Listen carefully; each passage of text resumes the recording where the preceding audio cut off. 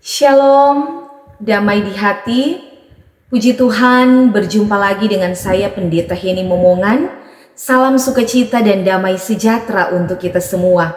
Saya berharap saudara semua tetap dalam keadaan yang baik, sehat, penuh sukacita dan berlimpah berkat dari Tuhan. Saudaraku, marilah saat ini kembali kita akan merenungkan lagi kebenaran firman Tuhan. Namun sebelum itu marilah kita minta hikmat tuntunan kuasa Roh Kudus. Mari kita berdoa. Ya Yesus Kristus, Tuhan dan Juru Selamat kami bersyukur untuk anugerah kehidupan, hari yang baru Tuhan karuniakan bagi kami, kesempatan yang sungguh indah di saat ini. Kami rindu untuk diperlengkapi lagi dari kebenaran firman-Mu. Berikanlah kami hikmat sorgawi untuk dapat memahami kehendak-Mu. Terlebih kami mampu melakukan firman-Mu di tengah-tengah perjalanan kehidupan kami. Iman kami semakin diperteguh dan kami akan semakin bertumbuh berbuah bagi Kristus. Dalam nama Tuhan Yesus kami sambut pemberitaan firman. Amin. Saudaraku yang diberkati Tuhan, bacaan yang akan kita renungkan dalam kitab Perjanjian Lama, Amos pasal yang ketiga, ayat 1 sampai ayat 8. Yang oleh lembaga Alkitab memberi judul Nabi sebagai penyambung lidah Allah. Dengarkanlah firman ini yang diucapkan Tuhan tentang kamu, hai orang Israel, tentang segenap kaum yang telah kutuntun keluar dari tanah Mesir. Bunyinya, hanya kamu yang kukenal dari segala kaum di muka bumi, sebab itu aku akan menghukum kamu karena segala kesalahanmu. Berjalankah dua orang bersama-sama jika mereka belum berjanji? Mengaumkah seekor singa di hutan apabila tidak mendapat mangsa? Bersuarakah singa muda dari sarangnya jika belum menangkap apa-apa? Jatuhkah seekor burung ke dalam perangkap di tanah apabila tidak ada jerat terhadapnya? Membingkaskah perangkap dari tanah jika tidak ditangkapnya sesuatu? Adakah sangkakala ditiup di suatu kota dan orang-orang tidak gemetar? Adakah terjadi malapetaka di suatu kota dan Tuhan tidak melakukannya? Sungguh, Tuhan Allah tidak berbuat sesuatu tanpa menyatakan keputusannya kepada hamba-hambanya para nabi. Singa telah mengaum, siapakah yang tidak takut? Tuhan Allah telah berfirman, siapakah yang tidak bernubuat? Demikian jauh firman Tuhan. Tema perenungan kita saat ini, jadilah penyambung lidah Allah. Saudaraku yang kekasih dalam Tuhan Yesus Kristus, sebuah peringatan tentu diberikan untuk sesuatu yang baik. Namun pada kenyataannya masih banyak di antara kita yang mengabaikan untuk mematuhi berbagai peringatan. Sebagai contoh, pada pembungkus rokok tertulis kalimat peringatan. Merokok dapat menyebabkan kanker, serangan jantung, impotensi, gangguan kehamilan, dan janin. Tapi masih saja banyak orang yang suka merokok. Contoh lain, di tempat-tempat tertentu di jalan raya, ada papan bertuliskan peringatan, hati-hati jalan tikungan, atau hati-hati rawan kecelakaan. Mengisyaratkan sebuah bahaya atau kondisi potensial terjadi kecelakaan yang mengharuskan adanya perhatian khusus dari para pengemudi. Tetapi ketika terjadi lagi kecelakaan yang sama, itu berarti pengemudi masih mengendarai dengan kecepatan tinggi, tidak berhati-hati, dengan kata lain, tidak mengikuti peringatan tersebut. Nah, saudaraku, Nabi Amos dipilih dan diutus oleh Tuhan untuk menyampaikan peringatan kepada umat Israel, termasuk kepada para pemimpin kerajaan utara. Oleh karena pada masa itu di kerajaan utara, di saat mengalami masa-masa kejayaan, terutama di bidang ekonomi, militer, dan politik. Akan tetapi Amos menjumpai banyak ketidakadilan sosial yang marak dalam masyarakat. Perdagangan internasional yang luas hanya untuk keuntungan para penguasa. praktik-praktik bisnis yang penuh tipuan terhadap orang miskin dan tak berdaya, dan perampasan tanah milik orang yang miskin. Orang Israel sudah tidak lagi hidup sesuai dengan kehendak Tuhan, di mana keadilan berubah menjadi ipuh atau racun, dan mereka mengempaskan kebenaran ke tanah, atau sudah tidak lagi mempedulikan kebenaran, mengesampingkan kebenaran. Bangsa Israel tidak lagi mengingat Tuhan. Mereka hidup membelakangi Tuhan dengan praktek penyembahan berhala. Mereka membenci teguran dan berlaku keji kepada orang yang tulus hati. Orang kaya menginjak-injak hak orang lemah. Para pemimpin mengambil pajak yang besar terhadap rakyat jelata.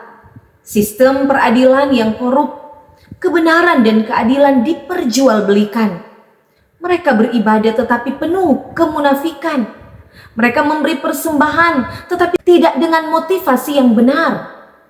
Mereka mengira bahwa dengan memberi persembahan dapat menutupi kecurangan dan berbagai kejahatan yang telah mereka lakukan. Kejahatan yang besar, ketidakadilan, ketidakjujuran, kebejatan moral bangsa Israel tidak dapat ditolerir oleh Allah. Sehingga Allah memanggil dan mengutus Nabi Amos. Amos yang arti namanya penanggung beban. Ia penduduk Tekoa, wilayah Yehuda. Ia bukan nabi profesional yang terikat pada salah satu tempat ibadah, tetapi sesuai dengan pengakuannya, ia adalah seorang peternak domba dan pemungut buah arah. Amos dipakai Tuhan sebagai penyambung lidah Allah untuk menyampaikan berita penghukuman, untuk memperingatkan umat Israel akan adanya penghancuran akibat dosa dan kejahatan mereka. Allah hendak mengingatkan bangsa Israel melalui Nabi Amos bahwa Dialah Allah yang telah membebaskan mereka dari perbudakan di Mesir. Dialah Allah yang hidup, yang menuntun perjalanan hidup bangsa Israel sejak dari zaman nenek moyang mereka. Bahkan di ayat 2 dikatakan, hanya kamu yang kukenal dari segala kaum di muka bumi ini. Ini menunjuk pada keistimewaan sebagai bangsa yang terpilih, yang ditentukan Allah sebagai umat kesayangannya dari antara segala bangsa di muka bumi. Identitas keterpilihan ini seharusnya membuat mereka hidup setia dalam ketaatan kepada Allah. Namun sayangnya Israel terlena akan status mereka sebagai umat pilihan Allah. Mereka terlena dengan kejayaan, dengan kekayaan, dengan kekuasaan, dan segala kelimpahan yang ada pada mereka. Sehingga mereka hidup sesuka hati. Mereka bertindak semena-mena terhadap kaum lemah dan miskin. Membuat mereka lupa akan perjanjian dengan Allah. Mereka berpaling, membelakangi Tuhan dengan menyembah ilah lain. Dan pengkhianatan mereka layak mendapat penghukuman. Peringatan dan teguran Tuhan melalui Nabi Amos sesungguhnya adalah tanda bahwa Allah penuh dengan kesabaran, Allah penuh dengan belas kasih, di mana Allah menghendaki adanya pertobatan. Allah menghendaki umat Israel kembali kepadanya. Namun penolakan terhadap teguran, kekerasan hati yang tidak mau bertobat akan mendapat murka dari Tuhan. Tetapi Allah mengasihi dan mengampuni orang yang mau bertobat dan berbalik kepadanya. Saudara-saudara yang dikasihi dan diberkati oleh Tuhan, Nabi Amos digambarkan sebagai nabi yang tegas, kritis, dan memiliki ketetapan hati yang kuat. Berani untuk menyampaikan firman sebagai teguran bagi umat Israel yang telah berpaling daripada Tuhan. Sebagai seorang nabi, sebagai hamba yang diutus Tuhan, Amos tidak merasa malu apalagi takut untuk memberitakan apa yang difirmankan Allah. Baginya menyatakan kebenaran pasti akan dibenarkan. Ia yakin dan berani menyatakan kebenaran karena Tuhan Allah berpihak dan membela orang yang benar. Saudaraku, kita pun sebagai orang percaya terpanggil untuk berani menyuarakan kebenaran dan keadilan. Walaupun untuk menyuarakan kebenaran bukanlah hal yang mudah, terlebih di tengah-tengah situasi dunia yang semakin mencintai dan menyukai ketidakbenaran dan ketidakadilan. Terkadang ada resiko yang harus kita terima. Tapi belajar dari Nabi Amos, tetaplah menjadi penyambung lidah Allah. Beritakan firman, berani menegur yang salah, tentu dengan cara yang santun. Menegur dengan kasih, bukan menghakimi seseorang yang telah melakukan kesalahan. Membimbing, menasihati, mengarahkan dan memberi teladan. Pertama-tama dimulai dari sikap hidup kita, supaya orang dapat melihat, orang dapat mengikuti apa yang baik, apa yang benar lewat cara hidup kita. Supaya setiap teguran, setiap nasihat, pengajaran yang kita sampaikan tidak membuat kita dipermalukan atau dicela, tetapi dapat diterima dan memberi dampak yang positif bagi orang lain. Siapapun kita, terpanggil untuk jadilah penyambung lidah Allah. Penyambung lidah artinya sebagai juru bicara untuk menyampaikan kebenaran firman Tuhan.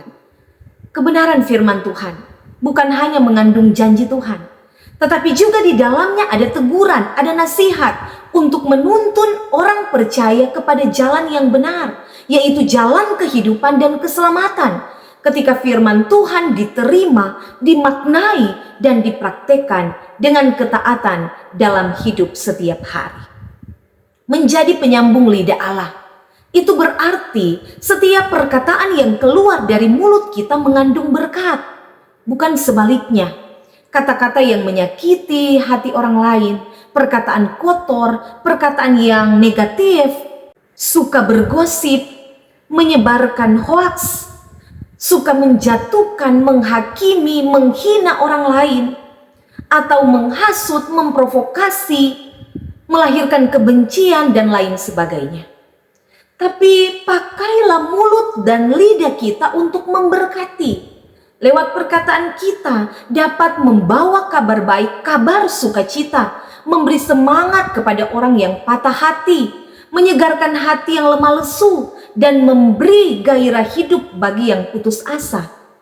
Teguran yang bijak dan penuh hikmat dari Tuhan yang akan membawa seseorang kepada kesadaran dan pertobatan kepada Tuhan. Saudara, sebagai murid Tuhan, sebagai orang percaya, kita harus memastikan bahwa berita yang kita sampaikan itu benar-benar berasal dari Tuhan Allah. Pola suara kenabian punya otoritas sebagai suara Tuhan. Karena itu sebagai hamba-hamba Tuhan, betapa pentingnya kita memiliki keintiman dengan Tuhan. Mempertajam kepekaan dengan mendengar firman Tuhan, suara Tuhan.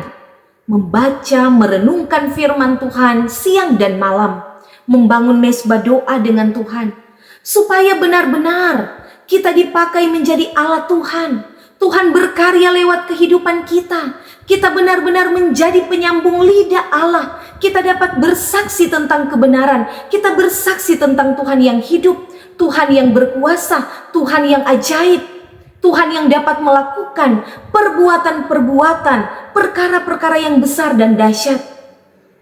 Tuhan yang memulihkan, Tuhan yang mengampuni, Tuhan yang menyelamatkan.